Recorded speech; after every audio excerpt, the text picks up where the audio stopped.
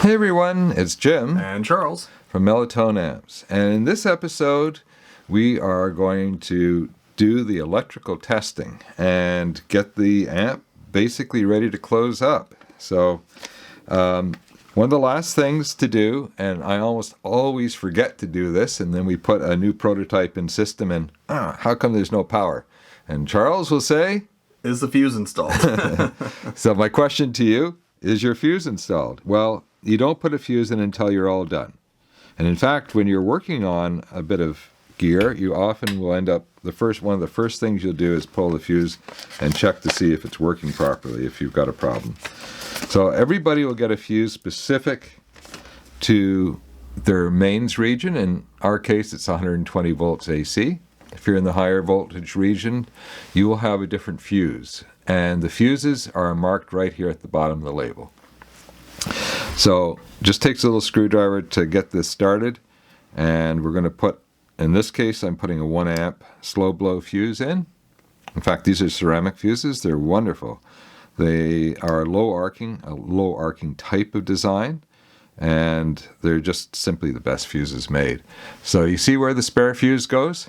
I can remember the day that Charles said, "How come you're not putting the spare fuse in the slot?" And I'm like, "What slot?" And he said, "There's a slot built into this thing."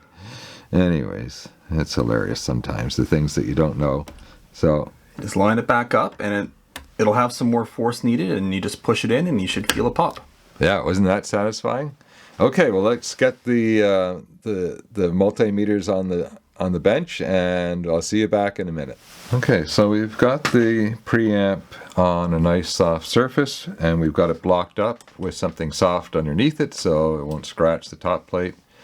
And let's talk a little bit about safety first. It's always safety first when you're livening up or bringing power to a piece of gear, or even when you open up a piece of gear and you haven't discharged it yet. You have to presume there's high voltage present in the circuit, and it's just hiding there and it's waiting to zap you. Once we energize the circuit, then we know there's high voltage present. So the first thing, and this is really important, is the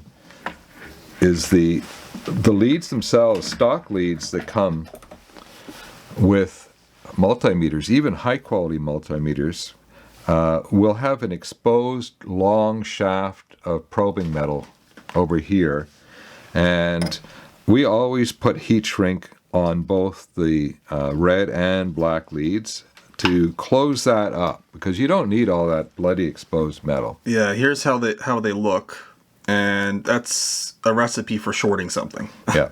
The next thing, and we'll always put lots of heat shrink extra in the kit. So if your probes are not cleaned up like that, you probably have some heat shrink in the kit that'll do the job for you. And the next thing is, it looks like you're supposed to probe way down here. And for some applications, yeah, maybe. But when you're going deep into a chassis, you don't probe with your hands down there. You probe with your hands up here, or your fingers. And you probe like this. So essentially, all that's going in is this non-conductive body, and you've shrunk this, so now you can't short things out easily. But don't wander this thing around inside a chassis. If you're coming on to test point 3A, find it, locate it, aim at it, and bring your probe right down on it and then press. Notice how my fingers are well out of the circuit. Okay, next thing. Now, notice that we have not brought power to the preamp yet, and that's because we're getting set up so that we don't have to work inside the preamp until we're all set and ready to go. So we're going to turn on the multimeter. He's trying to say a volt-ohm meter at the same time. Yeah, and both of them would have been, well, half of it was right. So the first thing we're going to test is the AC voltage. So we're in AC mode. And this is not where we would normally have our multimeter propped up on the amp like this. It's just the only way to get it in frame here for you guys. Normally it would be on the bench out of the preamp so that it can't cause problems. Now, when it comes to startup voltage testing and Let me focus that a little bit better. And troubleshooting later on. This is your friend. There are voltages marked throughout the circuit, and they're identified on the circuit board by the component. So we're going to plug in, and we're going to check the raw AC coming off of the secondary side of the transformer. And we've got a voltage. Across these two terminals, you can see we should be about 219 volts AC. Plus or minus about 5 volts, depending on your region, your mains voltage at your house, all that. All voltages approximate. So if your mains voltage is lower than our standard bench testing voltage, which is 120 volts AC, the multiple is 240 volts AC for the higher voltage regions. They extrapolate perfectly. So if you are lower than 120, then obviously you're going to be lower than 219. But it's proportional, so you probably won't see it that much lower. And if you're a little bit higher than 120, you'll be a little bit higher at 219. And the same will go for the higher voltage region. But this voltage is the same voltage. In fact, all these voltages, it doesn't matter if you're in Europe or if you're in North America or somewhere else in the world, everybody will be in the same ballpark for all of the voltages in the preamp. It's only the primary side of the transformer that's different, and we're not measuring that side because hopefully your wall plug is working. It better be. Yeah, now a quick note, all the DC voltages that are listed there are with the tubes loaded. And without the tubes loaded, they will actually be much higher. So we're just doing a quick check here to make sure we're getting good voltages on both sides of the power rail, and then we'll load the tubes and do proper voltage testing. So we're actually on a variac because we're going to dial it in exactly to 120 volts AC. Take a look at the plug. It's important that if you're in a region where you have two plug types, you have a grounded plug system at the wall and you just have a 2-prong at the wall, it's very important that you use the grounded version because we want to see that safety ground connected. Okay, so the switch is off, and I'm going to plug in my IEC cord. And those can be stiff sometimes, so make sure it's in there solidly. You can, if you haven't energized everything or plugged in the other end, you can hold on to this safely and get that seated correctly. Okay, Charles, you want to energize? Okay, variac is turning on. And we're just a volt up here, so I'm just going to drop it down to 120. There we go. And according to the schematic, this ACN blue junction is coming right off of the secondary, and actually you can see the secondary wires connecting up to it. So I'm just going to probe in here, and let's see what we've got. Have you turned on the switch? There we go. There's two things we always do when we start up a prototype that we goof up. One is we forget to put the fuse in, and two, we forget to turn on the amp. And sometimes we even forget to plug the IEC cord in. Usually we're really enthusiastically looking forward to seeing how everything dials in or tests. So 219 loaded, a 236 roughly unloaded. That sounds good to me. We're running a little bit high, as Charles said, but that would be perfectly fine. Because there's no loading on this amp at all, this is one of those voltages that'll probably have a plus or minus that's quite large. And one of the things you want to look for is it's steady.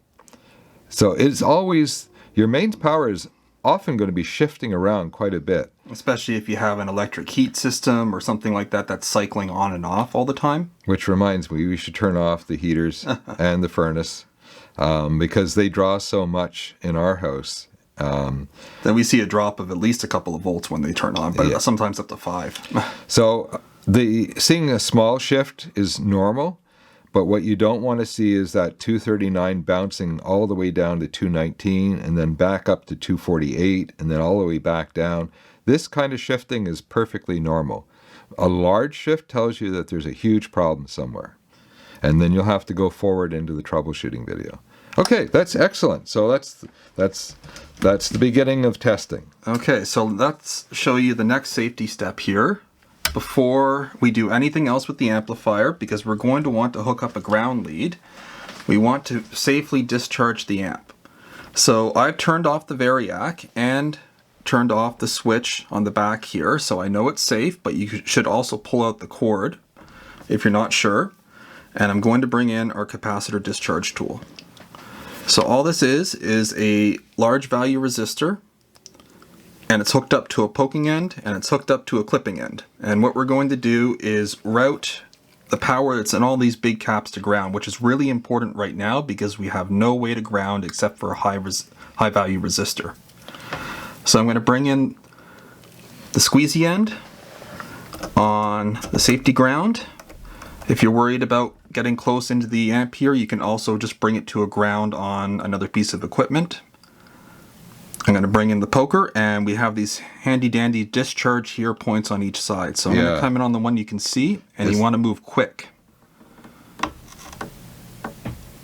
And there might be a little quick snap or a spark, but the faster you come on, so just hold it for a second or two, and then I'll do the other side just to make sure. Technically, one side should discharge the whole system, but it's good to make sure that both power rails are completely done. And there we go. So now, let's do a quick check with the multimeter, and we'll see what our DC voltage is at. So I'm going to switch this over to DC. Yeah, and let's clip on. Let's show people a good safe method. Okay, so I'm going to pull out our black probe.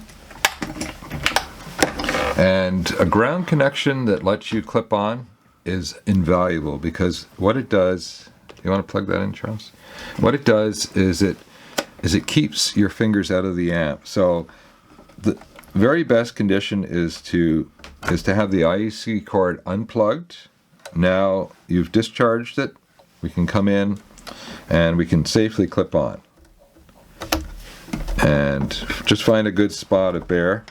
Okay, and now we're going to grab our probe, wherever it's hiding, there it is.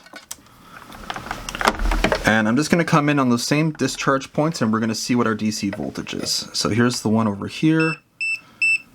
Aha! You see, we haven't fully discharged. We're at 100 volts DC. Let's try the other side. And 3 volts. So I didn't discharge this side enough. Yeah, now what happens sometimes with discharge tools is because they have nasty little sparks and arcs, is sometimes you've got flux on the board and things like that. Sometimes you adulterate the tip. So a little bit of 220 sandpaper, black paper, or open coated glue. I'm just cleaning it off screen because I don't want a bunch of junk falling into the preamp. So I'm just cleaning it for Charles. Okay. Now I'm going to come back in and do another discharge here. So what probably happened is he wasn't on ground. So let's bring that in and discharge. And I'm going to hold it here for a good 5-second count, and that should be good now. So now let's check it. This is why it's good always to double check, and now we're down to just over a volt, and that's perfectly safe. I'll double check the other side, and 3.5 volts, still perfectly safe. Okay. Excellent. Okay, what's next?